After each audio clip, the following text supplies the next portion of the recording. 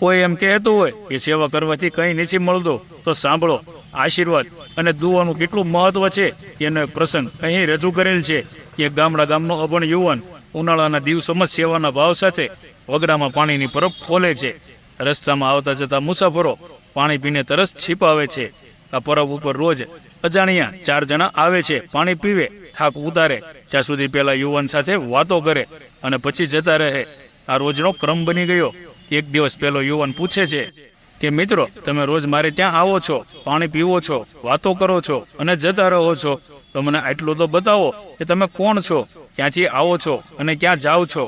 પેલા 4 જણ કહે છે કે દોસ્ત, અમારી ઓળખાણ કાઢવી રહેવા દે. પેલો યુવાન આગ્રહ કરે છે કે ના, તમે તમારી ઓળખાણ આપો. પેલા લોકો કહે છે કે દોસ્ત, હજુ કાળજું કઠણ કરીને સાંભળ, અમે યમના દૂતો છીએ. તો કે હા, અમે યમના દૂતો છીએ અને રોજ જીવને લેવા જઈએ છીએ. વાત સાંભળતા યુવાન કહે છે કે ભાઈ, તમે મારું એક કામ કરશો?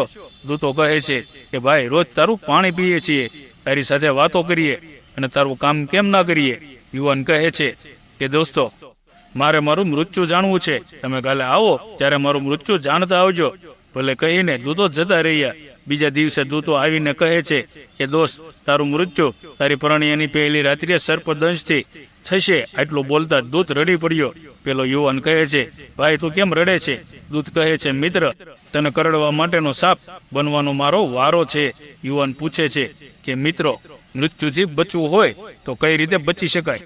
દૂતો કહે છે કે ભાઈ, મૃત્યુ એ દુનિયાનો અટલ નિયમ છે. વિધાતાના લેખને કોઈ રોકી ના શકે. તેમ છતાં તું લગ્ન જ ના કરે તો કદાચ બચી શકે. આ બાજુ યુવાનના લગ્નની વાતો ચાલે છે. યુવાન લગ્ન કરવાની ના કહે છે, પરંતુ માની મમતા અને પિતાના પ્રેમ આગળ યુવાનને ઝૂકવું પડે છે. યુવાનના લગ્ન થાય છે. પરણિયાની પહેલી રાત્રિએ પોતાની દુલ્હનને મળવા જાય છે. નવોટા અન્નના છાળ રાંધીને મેડી ઉપર પોતાના પતિની આવવાની રાહ જોઈને બેઠી છે. યુવાન અડધો દાદર ચડ્યો એ પેલો દૂત સાપ બનીને બેઠો છે. યુવાનને આવીને દૂતને કીધું કે તું મને જલ્દી ડંખ મારીને તારી ફરજ પૂરી કર. સાપ કહે છે, ભાઈ, તારા મૃત્યુને હજી અડધા કલાકની વાર છે. હું તને અત્યારે કરી દઈશ તો તારે તારો અડધો કલાક વધારે દુઃખી થવું પડશે. એના કરતાં હું અડધા કલાક પછી તને ડંખ મારું, જેથી કરીને તારે દુઃખી ન થવું પડે. આ બંનેની વાત પેલી નવોટા ઉપરના ઓરડામાં સાંભળે છે. આ નવોટા જાણી ગઈ કે મારો પતિ ઓરડા સુધી પહોંચવાનો નથી. એવામાં ગામના પાદરમાં કોઈ ગરીબ મજૂરો આવીને પડેલા છે. અડધી રાત્રિએ એક મજૂરની સ્ત્રીને પ્રસૂતિની પીડા ઉપડે છે. બાળકનો જન્મ થાય છે.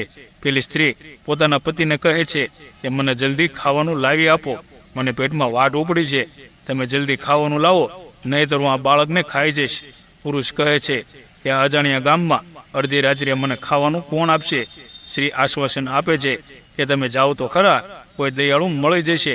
પુરુષ ઊભી બજારે અડધી રાત્રિએ પોકાર કરે છે કે કોઈ દયાળુ છે, કોઈનો હરીનો લાલ છે જે મારી પત્નીનું અન્નથી પેટ ઠારે. આ પોકાર મોડી મેડી ઉપર નવોટાના કાને પડે છે. નવોટાને થાય છે કે થોડી વારમાં પ્રત્યે મૃત્યુ પામવાનો છે. આ અન્નના છાળ, આ શણગાર થોડી વારમાં રેળાઈ જવાના છે. બારીમાં સાડી બાંધીને પેલું અન્ન એ સાડી લપેટીને પુરુષને આપે છે. પુરુષ પોતાની સ્ત્રીને આપે છે. સ્ત્રીના પેટનો ખાડો પુરાણો અને નાભીમાંથી આશીર્વાદ નીકળ્યા કે હે પરમાત્મા, મારું પેટ ઠારનારનું પેટ ઠારજો, એનો ચૂડી ચાંદલો અમર રાખજો, એનું સૌભાગ્ય અખંડ રાખજો. આશીર્વાદનો ધોધ યમરાજના ચોપડામાં કંડરાઈ ગયો. આ બાજુ સમય પૂરો થયો એટલે સાપ ડંખ મારે છે, પરંતુ યુવાનને કંઈ થતું નથી. દૂત અનેક પ્રયાસ કરે છે, છતાં યુવાનને ઝેર ચડતું નથી. દૂત દોડતો દોડતો યમરાજ પાસે આવીને કહે છે કે માલિક, આપણી કંઈક ભૂલ થાય છે. પેલા યુવાનને ઝેર ચડતું નથી અને નથી એનું મૃત્યુ થતું. યમરાજ ચોપડો ખોલીને જુએ છે. દૂતને કહે છે કે તારે માત્ર 1 સેકન્ડનો ફેર પડી ગયો.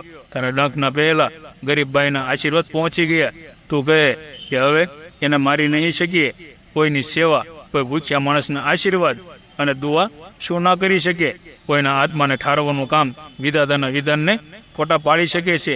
એ જીવનમાં જ્યારે મોકો મળે ત્યારે કોઈની દુઆ લેવાનું ચૂકશો નહીં. દુઆ અને આશીર્વાદમાં બહુ તાકાત છે. ગમે તેવા સંકટો અને મુસીબતો આશીર્વાદથી ટળી જાય છે અને કોઈની બદદુઆ કે જે કોઈના આત્માને બાળવાનું કામ તમારા ગમે તેવા સુખ એ સામ્રાજ્યને ઘડીના છઠ્ઠા ભાગમાં નામશેષ કરી શકે છે. માટે જીવનમાં હંમેશા ભલાઈ કરવી. ભલાઈ ભલભલા સંકટને દૂર કરે છે. વિધિના વિધાન અને ઈશ્વરના ચોપડાને પણ ફોટા પાડી શકે છે. તો મિત્રો, કેવી લાગી આ વાર્તા કમેન્ટ કરીને જરૂર જણાવજો. અને હા, વિડીયોના અંતમાં સીતારામ લખવાનું ભૂલતા નહીં. સીતારામ.